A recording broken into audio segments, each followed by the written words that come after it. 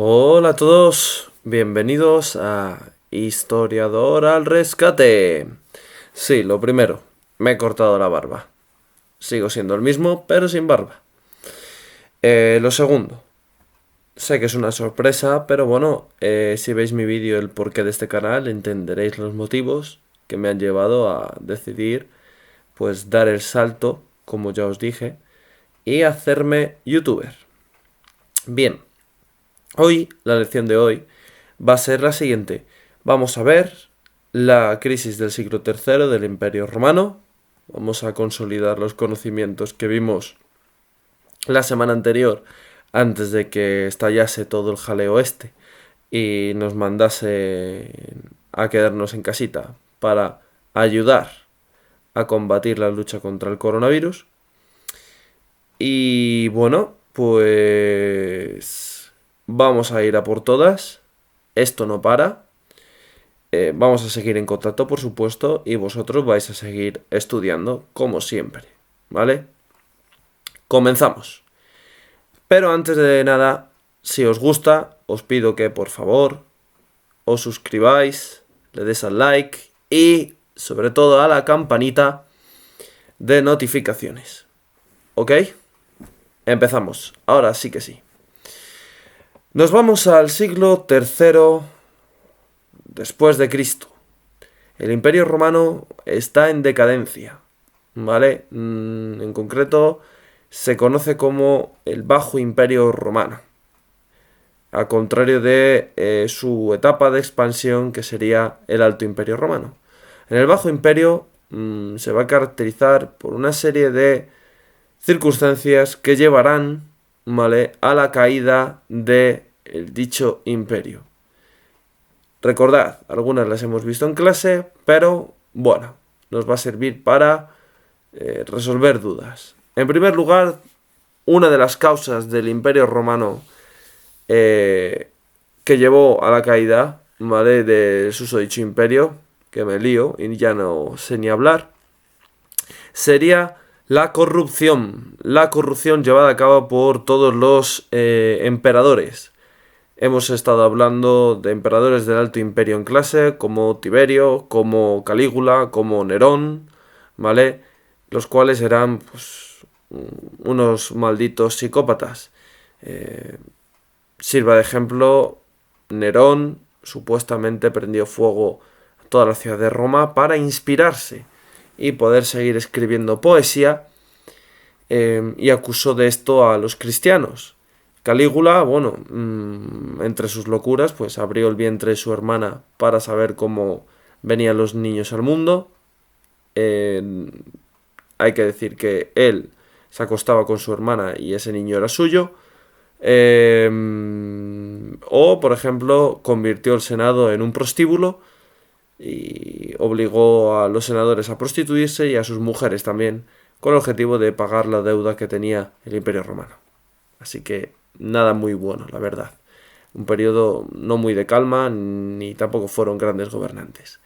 Todo este sistema corrupto se trasladó al Bajo Imperio y se perpetuó dentro de la sociedad romana. Por lo tanto, el despilfarro absurdo que se había llevado a cabo durante los siglos anteriores van a llevar a que las arcas del Imperio Romano estén vacías. ¿Vale? Eso, causa número 1. Causa número 2, la aparición del cristianismo. La aparición del cristianismo es muy importante. ¿Por qué? Bueno, por una sencilla razón. El cristianismo promueve la existencia de un único Dios. La religión romana era politeísta. Y al frente de esta religión se hallaba el emperador, Pontífice Maximus, el sumo sacerdote, por así decirlo. Era considerado el emperador. Y en muchos casos los propios emperadores decían que eran dioses romanos reencarnados.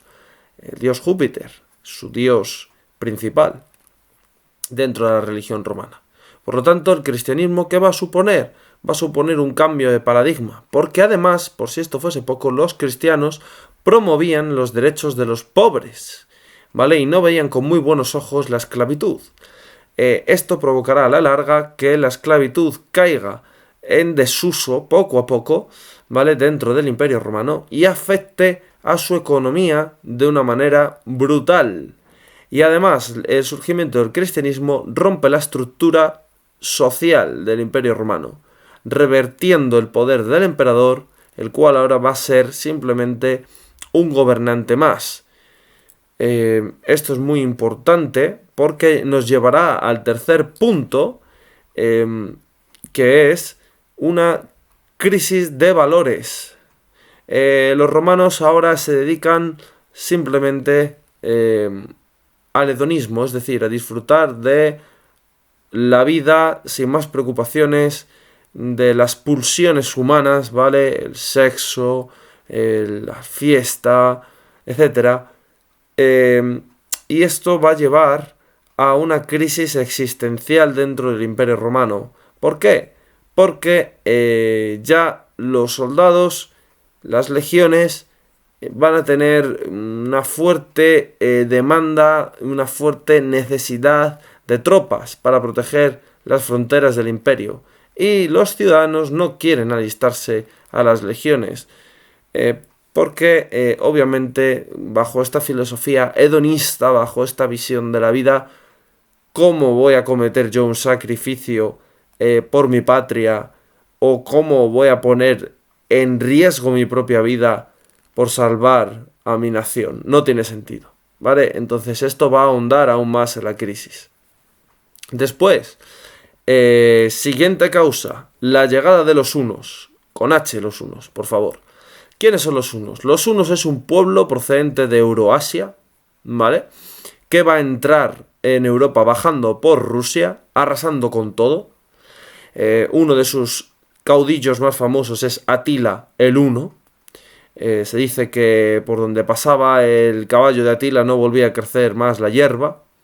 ¿Qué ocurre? Pues bueno, pues que Atila, al entrar en Europa, se va a encontrar con las tribus germánicas que vivían fuera de las fronteras del imperio, presionándolas. Estas tribus huyen de los soldados de Atila porque obviamente no quieren morir. Sería un poco parecido a la crisis de los refugiados sirios que huyen de una guerra y quieren entrar a Europa, sea como sea. Y el Imperio Romano, pues, finalmente les abre las puertas, pero no por caridad, sino más bien por necesidad. Necesitan tropas, tal y como os he explicado en el punto anterior. Entonces van a hacer como una especie de pacto en el cual tú me das tu espada, vas a luchar por mí, a cambio yo te voy a dar territorios dentro de mi imperio para que puedas vivir tú y los tuyos. Esta es la manera que explica por qué los visigodos, entre otros, llegaron a la península ibérica. Bien, obviamente, ¿qué pasa con estas tribus germánicas? Los germanos, los bárbaros, habían sido durante siglos los enemigos tradicionales de Roma, por lo tanto no son de fiar. Y de hecho los romanos no les trataban bien, les veían como unos segundones. Y lo primero que van a hacer, como curiosidad, cuando los romanos, cuando entren los visigodos en el Imperio Romano, va a ser esclavizar a sus hijos para asegurarse la lealtad de estos pueblos, prostituir a sus mujeres y darles de comer carne de perro, carne de rata, porque venían hambrientos, venían de un contexto de guerra, de huir de una marcha forzada para escapar de la muerte que simbolizaban los hunos. Los hunos son mucho peores que cualquier coronavirus o que cualquier pandemia, ¿vale? En aquel momento histórico. Pues todo esto va a suponer una serie de causas, ¿vale? Que los historiadores más o menos han cifrado como la explicación para la caída del Imperio Romano de Occidente. También hay algunos otros historiadores que piensan que la división por parte del emperador Teodosio, que además Teodosio era no solo emperador romano, sino segoviano, ahí bien, representación ibérica, ya sabéis, grandes emperadores hispánicos, Adriano, Trajano y ahora Teodosio. Bueno, Teodosio decide dividir el Imperio Romano en dos partes.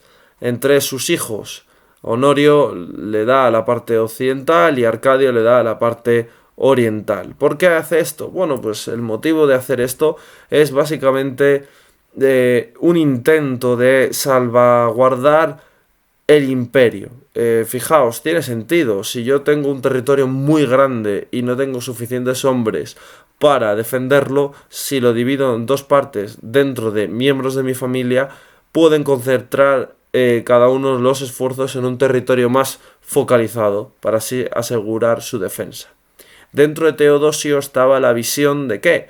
Pues de que como Honorio y Arcadio eran hermanos, se iban a ayudar entre ellos para, en caso de ataque a la parte occidental o a la oriental y viceversa, pudiesen colaborar. Sin embargo, esto fue equivocado, puesto que no ocurrió, ¿vale? Al final, los romanos que vivían en la parte oriental se preocuparon de cubrir sus fronteras, dejando todo el marrón a los pobres romanos de la parte occidental, los cuales la verdad estaban rodeados entre germanos que a veces obedecían a las órdenes de Roma y a veces hacían lo que les daba la gana, en su mayoría de las veces, y la llegada de los hunos. ¿Vale? Recordad que el Imperio Romano de Oriente va a sobrevivir hasta 1453 después de Cristo. Pues bien, por último, como curiosidad, Teodosio es el emperador romano que se va a convertir al cristianismo. Él ya es cristiano de antes porque Constantino, perdonad, es el primer emperador que se convierte al cristianismo. Teodosio no solo es cristiano, ¿vale? Sino que además va a hacer del cristianismo la religión oficial del imperio. ¿Vale? Bueno, pues esto es todo. Cualquier duda que tengáis, escribidme por la plataforma y espero que os haya servido y que os haya gustado. Iré subiendo más vídeos. Sed buenos, por favor, y sed felices. Un fuerte abrazo.